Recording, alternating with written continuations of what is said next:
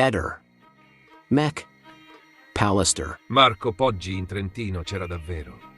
Le foto che lo ritraggono in vacanza con la sua famiglia sono finalmente saltate fuori e non sono quelle immagini sgranate, rubate da chissà dove, ma scatti nitidi, normali, da album di famiglia. Lo si vede sorridente, immerso nel verde, in mezzo ai genitori e agli amici, mentre passeggia tra le montagne o si rilassa al rifugio. Scene così ordinarie che diventano quasi sospette, visto il livello di complottismo che aleggia da anni attorno a questa storia. E infatti, non appena le immagini hanno fatto capolino, qualcuno ha iniziato a dire che sono fotomontaggi. Photoshop, intelligenza artificiale, deepfake, cloni in 3D. Perché oggi non serve più dimostrare che una cosa è falsa, basta insinuare che potrebbe non essere vera, e il seme del dubbio germoglia ovunque. Così anche una banale vacanza in famiglia diventa materia per la Spectre. C'è chi dice che le ombre non coincidono, che il colore del cielo è troppo azzurro, che Marco in una foto sorride troppo serenamente per uno che dovrebbe essere distrutto dalla morte della sorella. Perché evidentemente ora ci si aspetta che uno pianga ininterrottamente per settimane anche in Trentino, anche con un panino in mano. Eppure la verità è più semplice e noiosa di quanto molti vorrebbero. Marco Poggi, nel giorno dell'omicidio, era davvero in montagna con la sua famiglia, lì dove ha sempre detto di essere. Le foto lo confermano. Le persone che erano con lui pure. Ma non va bene, non soddisfa la sete di colpevoli alternativi, non riempie i talk show del venerdì sera. Serve per forza qualcuno da mettere sul banco degli imputati, e se le prove dicono una cosa, tanto peggio per le prove. E così si arriva al paradosso. Quando le immagini non ci sono, si urla al complotto. Quando escono, si urla al fotomontaggio. Marco in Trentino? Certo. Ma anche lì evidentemente doveva portarsi dietro un green screen per convincere i sospettosi cronici. Nel primo filone di indagine rientra un farmacista e oggi questo farmacista torna più che mai, quindi Liliana non andava dal farmacista perché doveva comprare i farmaci di Liliana, ma secondo Sterpin perché aveva avuto una relazione. Loro mi hanno chiesto se io avevo sentore di certi altri uomini prima o dopo di me o durante o quello che è, cioè se avevo qualche conoscenza, qualche notizia, e io le ho detto che l'unica storia che lei ha avuto è stato un farmacista. Ripeto tanti, almeno oltre i 20 sicuro e forse più. Era una cosa seria obiettivamente. Ne ha parlato una volta o due velatamente che ha avuto una storia, perché ripeto io si parlava per parlare, ma ho detto, ma con tutti questi maschietti che ti rotano attorno e con i quali anche spesso prendevo un caffè, e erano amicizie che però dopo qualche volta l'amicizia fa qualche balzo. Mi raccontava anche le sue storielle, erano prima vecchie e dopo sono cadute dentro anche qualche ma era restia un po' di lamentarsi, perché voleva dire lamentarsi della situazione se uno ti racconta un qualcosa di negativo. Potrebbe darsi, non ho idea, veramente non. Cioè, sai che i meandri anche della giustizia sono infiniti. Non so, né posso dire mi interessa più di tanto, perché non è che cambia. Io non la considero tanto recente, non so perché, ma la considero, diciamo, cieco.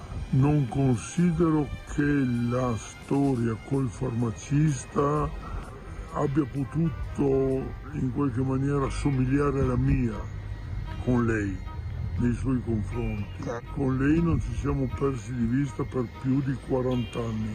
Da quello che ho parlato con il mio avvocato dice che è contento perché, come anche lo dice la dottoressa Castaldini, Claudio è stato lineare, coerente ed è soddisfatta, quindi siamo soddisfatti tutti.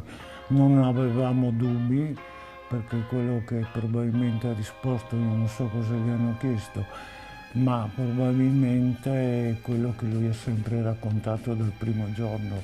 Era quello che lui voleva, lui chiedeva da tanto di essere ascoltato, come tutti noi d'altronde.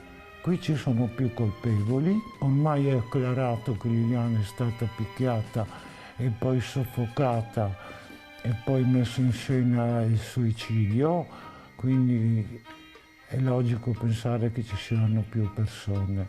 Che Sebastiano era quello di ieri, davanti al tribunale? Se non avesse avuto il suo avvocato vicino sarebbe stato peggio. Lui è un mistificatore anche in questo. Ti dico, quando veniva qua sembrava un agnolino. Io l'ho sempre detto questo. Non dava adito ad essere quello che si è fatto vedere in 3 anni di televisione. Io ho sempre detto dal primo giorno che lui l'ha picchiata sicuramente dopo un furente litigio e tutto il resto è stato fatto da qualcun altro. Io qua gli ho chiesto cosa pensi questo 3 giorni dalla scomparsa, cosa pensi che sia successo? E lui, guardando il cellulare di grado, tira fuori sarà salita in auto con qualcuno, quindi è già una mezza verità. Un'altra cosa, un uomo, un marito normale, Liliana mi raccontava tutto e io non vado da quest'uomo e lo prendo e gli dico adesso davanti a me, non davanti alla televisione, dimmi cos'è successo. Allora pensiamo, perché di martedì? Perché scompare di martedì? Liliana gli avrà già detto guarda che io ti lascio. Lui ha continuato sempre con la sua storia, questa storia d'amore, ha raccontato quello che dice sempre, no? Cioè, del viaggio, dopo un anno che era morta la moglie, che avevano deciso, tutte cose solite dette, no? Che cercava la casa per me, per non lasciarmi in braghe di tela, cioè tutte queste cose qua. All'incidente probatorio Sterpin era vestito in modo molto elegante, ma è stato elegante anche con Liliana? La ha rispettata come chiedevi tu?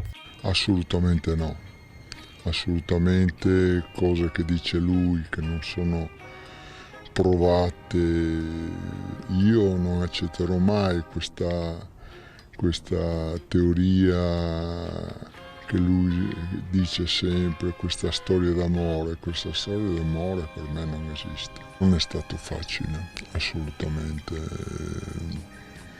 Dentro di me c'era questo dolore, dover essere lì, ascoltare questa persona e non poter ribattere a tante cose che sono state dette. Io dico sinceramente, sono sereno, tranquillo, non ho niente a che fare con la scomparsa di Liliana. Adesso deciderà il PM se continuare a vedere cosa verrà fuori, insomma. Io lo guardavo, ma lui non si è mai girato, non ci siamo mai incrociati con gli occhi. E si è parlato dei tuoi hard disk pieni di foto? Ma qualcosa hanno detto, però niente di particolare. È stato solo capisci, un coso tra avvocati, domande, queste cose. Tutte queste cose che vengono dette sono veramente delle falsità. Ci saranno 600-700 mila foto, di cui non dico un 50.000 saranno di Liliana, sicuro. Lei non voleva mai farsi fotografare, ho lottato moltissimo, no? Ma poi vedeva le foto, gli piacevano, non so, questo dentro di me, questo bisogno estremo di documentare tutte le cose che faccio.